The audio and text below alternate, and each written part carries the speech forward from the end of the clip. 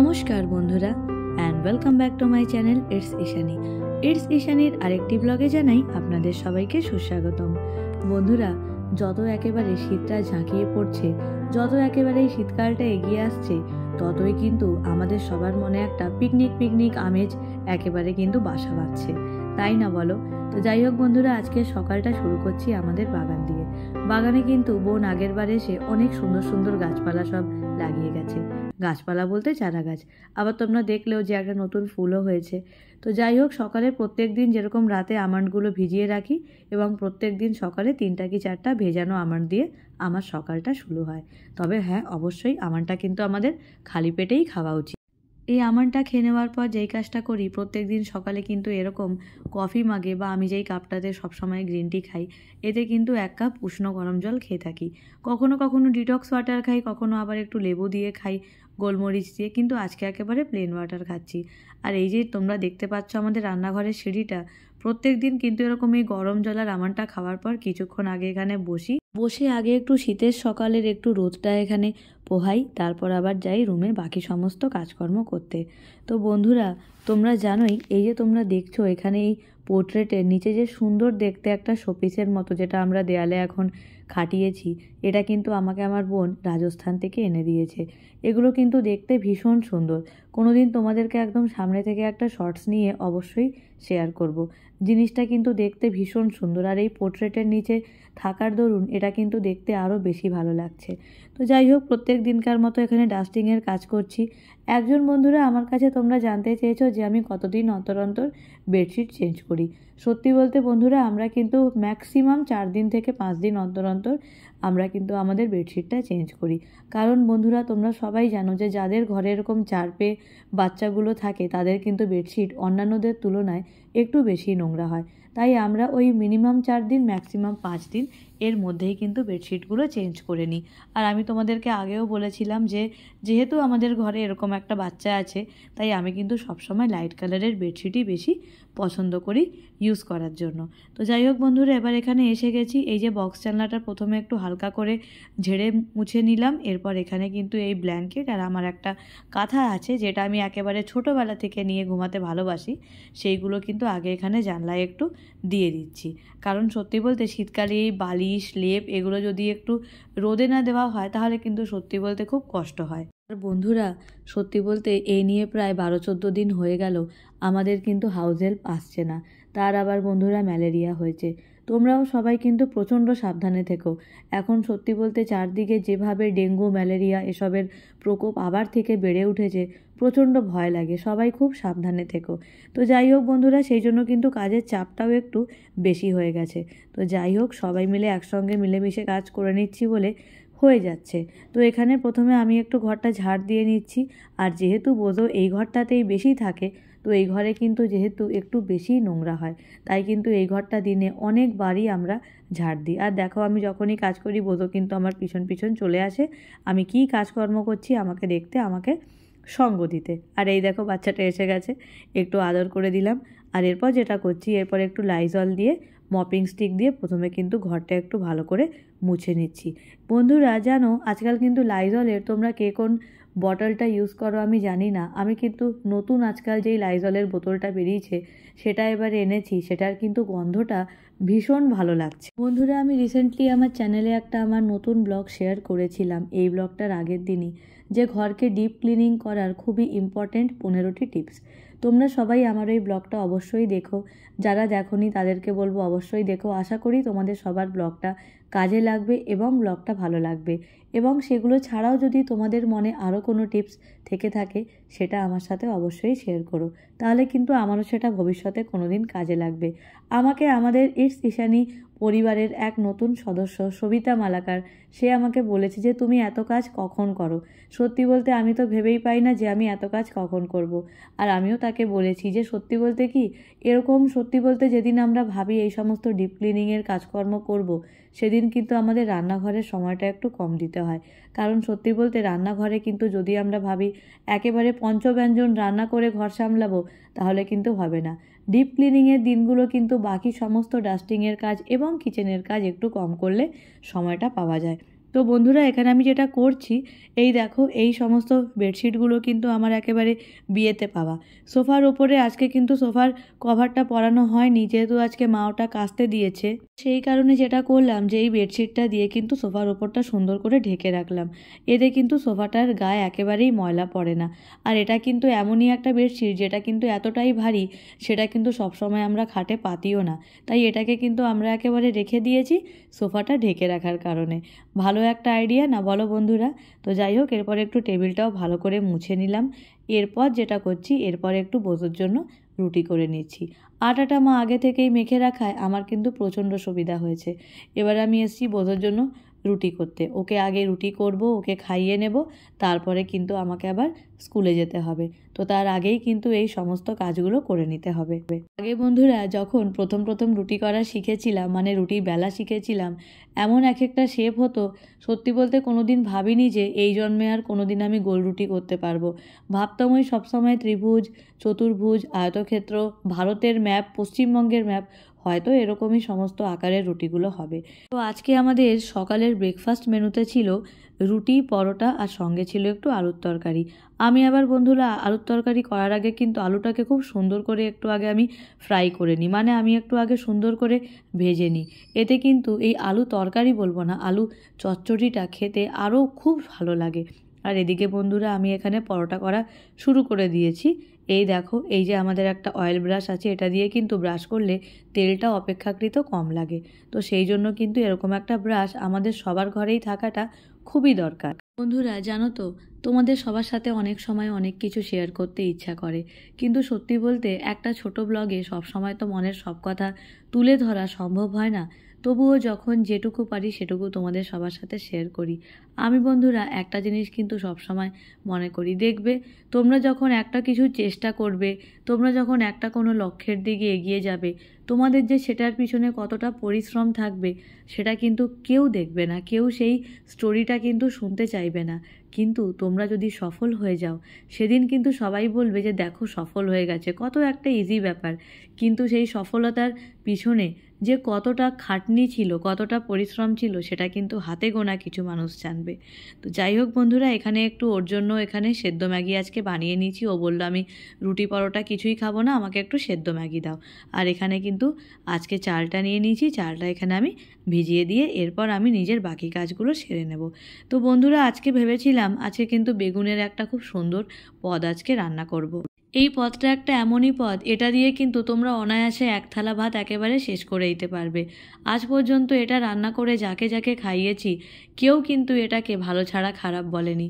আর এটা একটা এমন পদ, এটা কিন্তু আমরা আমাদের যে কোনো নিরামিষ রান্নার দিনেও আরামসে এই পদটাকে করে নিতেই পারি, কোনো অসুবিধা নেই। তো যাই হোক বন্ধুরা, তোমরা যারা বেগুন খেতে ভালোবাসো তাদের কাছে কিন্তু এই রেসিপিটা জানা থাকলে তোমাদের মোটামুটি যেই দিনগুলোতে তোমরা নিরামিষ খাও সেই দিনের জন্য কিন্তু খুবই সাহায্য হয়ে যাবে। তো বেগুনগুলোকে প্রথমে এখানে গোল গোল করে কেটে নিয়েছি। এরপর এর মধ্যে একটু নুন, হলুদ, একটু চিনির গুঁড়ো আর একটু কাশ্মীরি লঙ্কা গুঁড়ো, এই সব দিয়ে এগুলোকে কিন্তু একটু সুন্দর করে ম্যারিনেট করে নিতে হবে। আর বন্ধুরা ম্যারিনেট করে কিন্তু এটাকে মোটামুটি 10 মিনিট থেকে 15 মিনিট আমাদের রেখে দিতে হবে, যাতে এই মশলাগুলো খুব সুন্দরভাবে বেগুনের মধ্যে একটু করে মিশে যায়।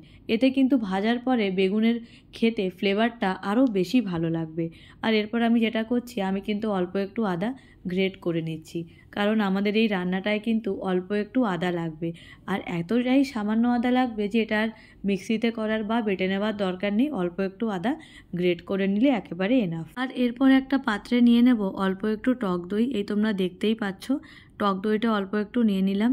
এরপর কিন্তু একে একে এর মধ্যে দিয়ে দেব ধনে গুঁড়ো দেব, এরপর আমরা এর মধ্যে দিয়ে দেব হলুদ গুঁড়ো, তারপর আমরা এর মধ্যে দিয়ে দেব অল্প একটু চিনির গুঁড়ো, কাশ্মীরি লঙ্কা গুঁড়ো এবং সঙ্গে আমরা দেব এখানে পরিমাণ মতো লবণ।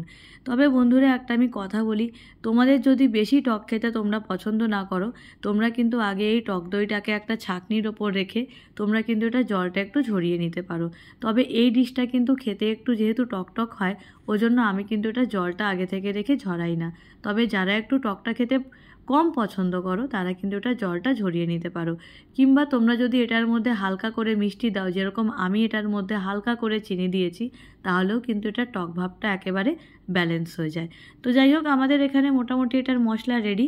আর এরপর আমরা যেটা করব, কড়াইতে আগে একটু তেল দিয়ে নিচ্ছি। আর হ্যাঁ বন্ধুরা, এটাতে কিন্তু আরেকটা খুব দরকারি জিনিস লাগবে, সেটা হচ্ছে অল্প একটু কাজু বাটা। আমি কিন্তু এই আইটেমটার জন্য আগে থেকেই 7-8টা কাজু জলের মধ্যে ভিজিয়ে রেখেছিলাম। এবার বন্ধুরা, তেলের মধ্যে একেবারে দেখো বেগুনগুলো সুন্দর করে ছেড়ে দিয়েছি। সত্যি বলতে বন্ধুরা, এই বেগুন ভাজা যখন হয় তখন কিন্তু দেখতে একেবারে দারুণ লাগে, তাই না বলো? তবে একটা দুঃখের বিষয় কি জানো, আমি যে এত আনন্দ করে এটা রান্না করছি, আমি নিজে কিন্তু এটা একেবারেই খেতে পারবো না। আমার আবার বেগুনে কিন্তু অ্যালার্জি আছে ছোটোবেলা থেকেই। ছোটোবেলায় কিন্তু ডিম, চিংড়ি মাছ এইসবেও অ্যালার্জি ছিল। এখন আবার ডিম আর চিংড়ি মাছের অ্যালার্জিটা একেবারে না থাকলেও কিন্তু বেগুনের অ্যালার্জিটা এখনও আছে। তো রান্না তো সবই করছি। আর ওই দেখো পাশে যে তোমরা দেখছো কুকারে একটা জিনিস হচ্ছে, সেটা আর কিছুই না, সেটা কিন্তু বোঁদোর ভাত। বোঁদোর ভাতটা কিন্তু অনেক সকাল সকালই মা বসিয়ে দেয়, কারণ বোঁদোর ভাতটা ঠান্ডা হতে বেশ অনেকটা সময় লেগে যায়, যেহেতু অনেকটাই ওখানে ভাত থাকে। তো ওই জন্য কিন্তু একেবারে সকাল সকাল উঠেই বোঁদোর ভাতটা মা বসিয়ে দেয়। জানো তো বন্ধুরা, ভাবলেও অবাক লাগে, এই কিছুদিন আগেও যখন আমি ব্লগ করতাম, সত্যি বলতে কোনোদিন কিন্তু ভাবিও নি যে আমার ইটস ইশানি ফ্যামিলিটা আস্তে আস্তে এতটা গ্রো করবে। তখন কিন্তু মনে হতো যে করছি হয়তো কোনোদিনই কিছু হবে না। কিন্তু যাই হোক, তোমাদের সবার ভালোবাসায়, তোমাদের সবার সহযোগিতায় এবং তোমাদের সবার সাপোর্টে একটু একটু করে এগিয়ে চলেছি। এবং সত্যি বলতে এটা কিন্তু আমাকে অনেকটা মোটিভেশন দেয়। কিছুদিন আগে আমাদের গল্পগাথা পরিবারের যিনি আছেন, তিনি কিন্তু আমাকে আমি তার একটা ব্লগে কমেন্ট করেছিলাম, তিনি কিন্তু আমাকে সেখানে রিপ্লাই দিয়েছেন যে মন খারাপ করো না, আমি তোমার ব্লগ দেখি, তুমি বেশ ভালো ভিডিও বানাও।